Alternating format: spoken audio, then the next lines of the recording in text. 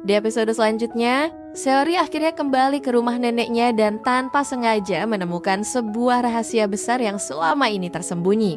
Saat membaca buku harian sang nenek, dia mulai diliputi kebingungan. Seori tidak bisa memahami kenapa kenangan yang seharusnya bukan miliknya terasa begitu nyata, seolah sudah lama menjadi bagian dari dirinya. Semakin jauh dia membaca, semakin banyak potongan ingatan masa lalu yang mulai muncul satu persatu. Semua terasa begitu jelas hingga membuatnya tak kuasa menahan air mata. Dari situlah Seori akhirnya menyadari kalau semua kenangan yang selama ini dia ragukan ternyata bukan hayalan. Untuk pertama kalinya, dia mulai mengingat siapa dirinya yang sebenarnya.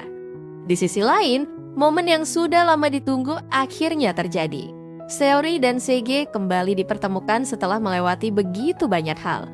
Sege yang tak ingin kehilangan Seori lagi, langsung menunjukkan perasaannya dengan jelas. Baginya, satu-satunya hal yang penting sekarang adalah memastikan Seori tetap aman dan selalu berada di sisinya.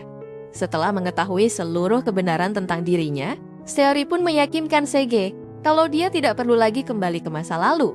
Kini dia sudah menemukan tempat yang benar-benar ingin dia tinggali. Momen hangat itu membuat keduanya kembali menegaskan perasaan yang tetap bertahan meski waktu terus berlalu. Namun, kebahagiaan mereka ternyata tidak berlangsung lama. Situasi berubah ketika konflik besar di dunia bisnis mulai memanas. Sege memutuskan untuk melawan proyek pembangunan resort dan bandara berskala besar yang sedang berjalan. Keputusan itu menjadi awal dari pertarungan sengit yang melibatkan banyak pihak. Sementara itu, rencana Mundo mendadak berantakan setelah Seo Jun tiba-tiba menghilang. Kejadian tersebut membuat semuanya kacau dan memicu kemarahan besar dari Mundo. Dia bahkan sampai mendatangi Chairman Cha dan menuduhnya telah melewati batas yang tidak bisa lagi dimaafkan. Tapi masalah terbesar ternyata belum datang. Seori dan Sege mendapat kabar mengejutkan kalau kondisi nenek Seori semakin memburuk dan terus menurun dengan cepat. Kabar itu membuat mereka terpukul, terutama Seori yang belum siap kehilangan orang yang paling berarti dalam hidupnya. Karena putus asa, Seori akhirnya menemui Jung Ai dan memohon bantuan.